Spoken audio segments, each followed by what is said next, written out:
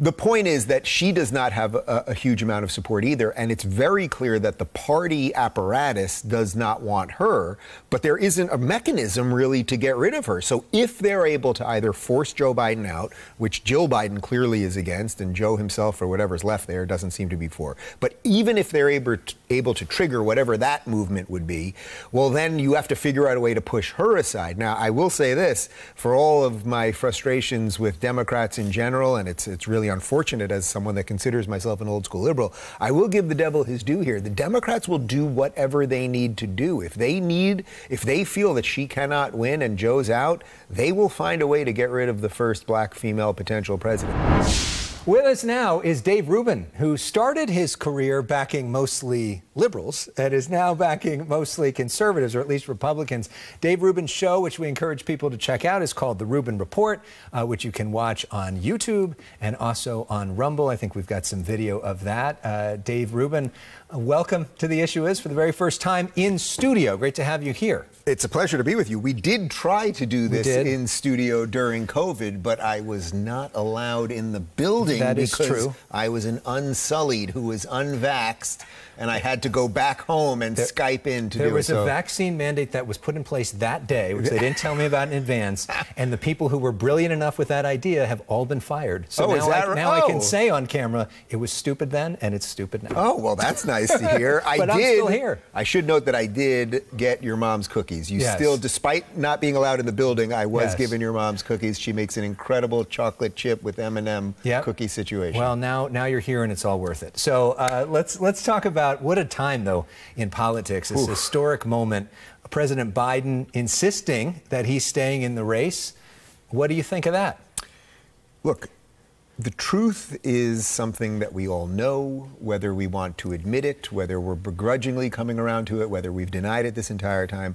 Joe Biden is not the Joe Biden of 4 years ago, of 10 years ago, of 20 years ago, or anything else. There is something cognitively going on there. We've all seen it. It's degraded. It's gotten worse. He's struggling to say one complete sentence. That debate, all the debate did was shine a light on it that now nobody can ignore. You know, people always talk about fake news, and one of the things that I say is, you know, people think that fake news is just the media lying about something or a headline not matching with the content of the story. To me, the most nefarious type of fake news is what the media will not report on. And it's been fairly obvious for years, even since before Joe Biden became president, that there was a cognitive problem there. To watch him on debate night was only to see without any question what most of us have known and what many of us online have been talking about, and to see the split screen, to see the gaping mouth, the confusion, you know, the inability to complete a sentence.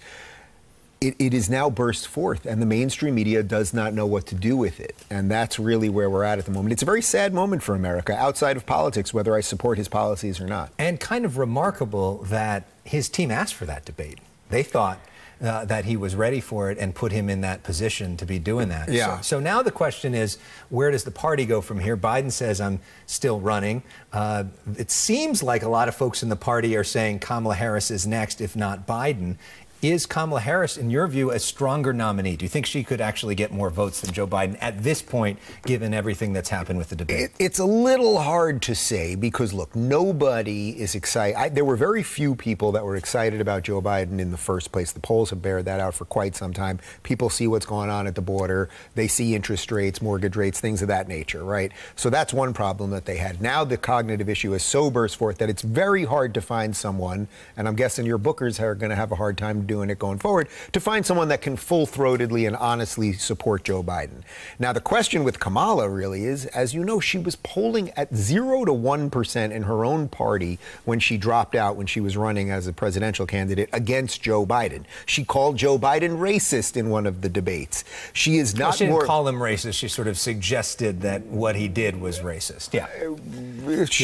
Sure. So the point is that she does not have a huge amount of support either, and it's it's very clear that the party apparatus does not want her, but there isn't a mechanism really to get rid of her. So if they're able to either force Joe Biden out, which Jill Biden clearly is against, and Joe himself or whatever's left there doesn't seem to be for, but even if they're able to trigger whatever that movement would be, well, then you have to figure out a way to push her aside. Now, I will say this, for all of my frustrations with Democrats in general, and it's really unfortunate as someone that considers myself an old school liberal, I will give the devil his due here. The Democrats will do whatever they need to do. If they feel that she cannot win and Joe's out, they will find a way to get rid of the first black female potential president. They will do it, and they will put up my good friend Gavin Newsom, or they will put up Gretchen Whitmer, or it does not even matter. They will do whatever they have to do, which, by the way, is in contrast to what the Republicans did in 2015. Don't forget, Donald Trump was an insurgent. He was against the entire party. He was going after the Bush-type Republicans. But the Republicans ran their primary process as it would have been done, and he won, and they accepted the outcome. Yeah, although this time Joe Biden was an incumbent president, which is a little different than in the past. Sometimes that hasn't always been a robust primary. But certainly, if there would have been debates, which Robert Kennedy wanted and other people wanted, maybe we would have seen that Joe Biden several months ago, and we would be having a very different conversation right now. Sure. So next week is the Republican National Convention. Donald Trump will have his chance to address the country from there. What do you want to hear from him? What I'd like to hear from him is actually what we've been hearing from him, which is a pretty measured and controlled Donald Trump. You know, I thought really, although the headline, of course, from the debate was the disaster that was Biden for an hour and a half, Donald Trump was quite good. His answer on abortion was the most thoughtful, cogent answer I'd ever heard him give, and even acknowledged that what he was saying, because he was not for a national abortion ban, might hurt him with the base. It could hurt him electorally. I think he allowed Biden to kind of make the missteps, and I think that that's what we should see from Trump. Now, you don't have to be the braggadocious Trump. We've all seen it. We know it. We know it's within you. You know you can do that at the rallies. But if he goes up there, and assuming that he's going to announce a VP, hopefully before he gives his speech, which is at the end of the convention, if he goes up there and says, hey, the country's in a bad spot, we all know it, lists out the reasons honestly, reminds people of how good things were in the country pre-COVID, things obviously got worse after COVID. Look at the world, look at the peace that was existing in the Middle East and the peace deals there, and that Putin wasn't in Ukraine and all of those things. I think he has a very compelling case to make. So I think if he can just control some of the little birds on his shoulder that might be saying, oh, make fun of somebody or give this nickname. I think that's what people want right now, because everything's so wildly out of control. We'd like something just a little more decent, let's say. As an old school liberal, are you concerned at all about what the Supreme Court just did, sort of expanding executive power when it comes to immunity? Some of what happened with January 6th, his comments about I am your retribution. Are you concerned at all that he might be unchecked in a second term, and that's not great?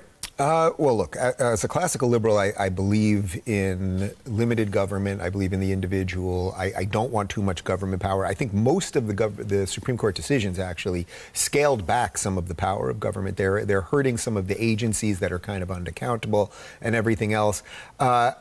The comment about retribution and that sort of thing, that's sort of what I'm referencing in the earlier statement, which is if he can just control some of the overboard stuff, that'll be fine. What I would prefer Donald Trump to say is something that he has said instead of retribution, which is that the ultimate revenge will be success. I know a lot of people are afraid Donald Trump's going to come into office again and he's going to be angry at all of these people who say mean things about him, and he's going to go after Rachel Maddow and Whoopi Goldberg and everything else. I suspect not, and they'll be very happy he's back in office because they'll be able to continue talking about him and continue getting ratings.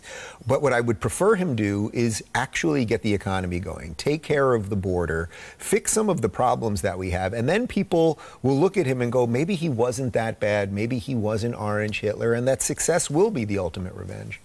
Last time we talked, you said you wanted Tulsi Gabbard to be VP. Yeah. It doesn't seem like she's on the short list. I don't know. I have no insight on who's on the short list, but I still think that would be the best choice. I think if you want to get disaffected Dems, if you want to get... Look, I'm in California, a place that you know I very publicly fled after the Gavin Newsom recall election. You're back! I live in the free state of Florida. I came back for the cookies. They were really good. But what Trump has to do right now is appeal to the people that have now seen the radicalism in the Democratic Party. If you've seen the progressive movement and you think it's authoritarian, you think it's out of control, if you don't like DEI, you don't like wokeism, you don't like all this gender confusion, if you're proud of this nation, then you really have very little to do with the current Democrat Party. Guess who also has little to do with the current Democrat Party? Tulsi Gabbard. She's no longer a Democrat. Right. So if you want to ease people into what could be a very wide tent conservative movement, and I think that's what Donald Trump represents, because he clearly is not some standard Republican or standard conservative, well, then you might want to take a look at someone who has left the left, so to speak. And I think that's the opportunity, as opposed to just grabbing somebody from the base, which is just red meat and doesn't necessarily bring in new people. I know you've made very clear that you're no fan of Governor Gavin Newsom. Just recently, Governor Newsom announced that he's going to be hosting a podcast with Marshawn Lynch, the old football player, and also sort of an agent that he's worked with. That's one of his buddies, Doug Hendrickson. What do you make of that, politicking? Well, I did not know that Gavin Newsom had solved all of the problems of California, that he had time to do a podcast. He solved all of the homelessness here in Los Angeles, that I passed many of them on the way here, or in San Francisco. Did he solve all of the drug problems? Did he solve all of the problems with people, literally over 1 million people fleeing in the last 3 years? I guess I missed the news this morning, so maybe he solved all of those problems. But this is just consistent with Gavin Newsom. Everything with Gavin Newsom is about Gavin Newsom. He is waiting and praying that something happens to Joe Biden. It's obvious. It's why he was at the debate. It's why he's at the stump right now. He's pretending to be for Biden because you want to cozy up as you're actually stabbing the guy in the back. Everyone knows it. Everyone sees him. He is a lizard person. He, of course, says that he's totally for Biden and has never, ever thought about ever running for president. He seems like a pretty authentic person, and I would take his word for it. Yeah, that's what he says. We're talking with Dave Rubin right now, the host of the Rubin Report, and you've had this really interesting journey, starting as a classic liberal, somebody who worked with the Young Turks, talked on the left, and then had moved more towards the right, big Ron DeSantis guy, and I know you were already headed that way, but it seems like COVID really took it up another notch. Can you talk a little bit about your journey? Oh, sure. It really did. I mean, I was definitely heading in that direction, really leaning on limited government and that you should make some decisions about your own life. These were the ideas that I was talking about on my show all the time. And then when you and I got to know each other a couple of years ago because of COVID and because I started very vocally talking about the lockdowns and the ridiculousness of masks and that 15 days to slow the spread, by day 16, I knew something was wrong because I was watching TV and every commercial was talking about the new normal. And I thought, what do you mean? We were told 15 days and now we're talking about the new normal. And then to see that in places, I lived here in Los Angeles,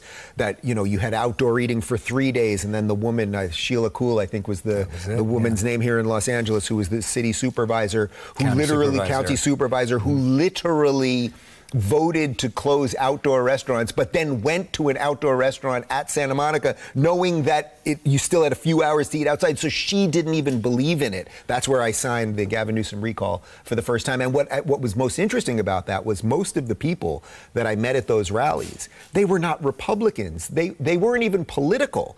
They were disaffected people they were business owners. They were restaurant owners. They were people who had just been mugged by the reality of the draconian lockdowns of locking down the beach that Gavin Newsom did and the rest of it. And I can tell you this very clearly, having moved to Florida, where now there's this huge influx of people from California, and the original Floridians, the OG Floridians, are always worried, right? They're going, oh man, why are you all coming here? You're going to vote the wrong way and ruin this too. Everyone I meet, but particularly the Californians, are very clear on saying they are now Republicans. And the numbers prove that out, too, because when DeSantis took over in Florida, there were 300,000 more Democrats than Republicans.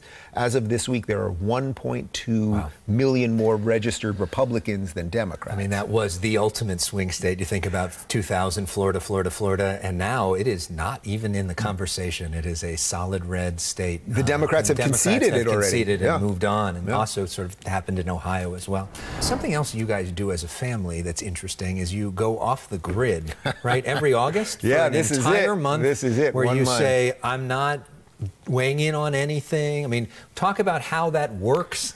So literally, this August is a pretty big political month. I will not have this thing in my pocket for a month. You know, I did this. This will be my 8th off the grid August. I did it the first year as a joke. It was sort of like, let me just see if I can do this and not have a phone and not pay attention to the news and not read the newspaper and not watch anything or anything else. Literally no electronics, no computer, no iPad, no nothing. And it was wonderful. I found myself walking on the beach one day and I suddenly started thinking about friends from 3rd grade that I remembered their names that I hadn't thought of in 30 years, or I would remember entire albums, songs, that every lyric of a song. And what I realized was we are just inundated with endless information, endless scrolling, which we turn into doom scrolling, only looking for negative things and all of that. And I thought, let me try this every year. And I think it's one of the things that has allowed me to stay sane in politics, because I don't have to tell you, politics and punditry, it can really make you crazy. I've watched a lot of good people kind of lose their mind. And I think taking that month off, it gives a little space to realize, boy, the world's kind of messed up, but it's going to go on without me one way or another. And I come back and I have fresh eyes on things. I feel like I can analyze things in a more proper way. And you know, it's literally good for the body. It's good for the mind. It's good for the spirit.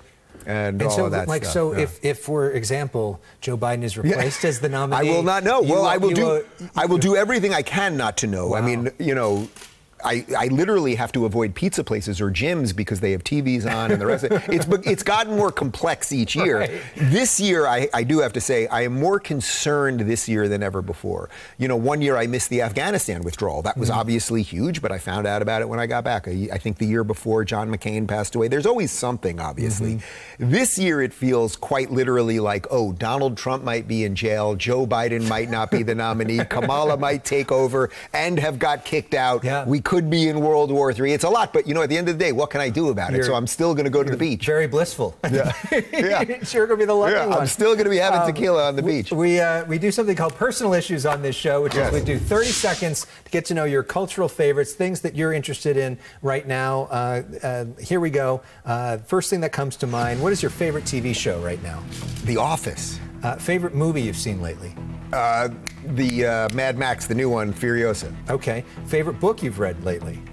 Oh, God, I don't read as much as I used to. The last thing that I read was probably, oh, my God, it's been a while, 12 More Rules for Life by Jordan Peterson. It's really been Who is your favorite basketball player? Clyde Drexler, without question. What's your favorite way to relax? Oh, I just put on Seinfeld and I fall asleep on the couch. That's it. That's it. Well, Dave, thank you for coming in and sharing your views. I'm glad we got this done before August. I'm very excited for the cookies. I can take the cookies. I don't have to eat all the cookies right now, right? Enjoy. Thanks for coming in. Best of luck to you out there. More of The Issue Is when we come back.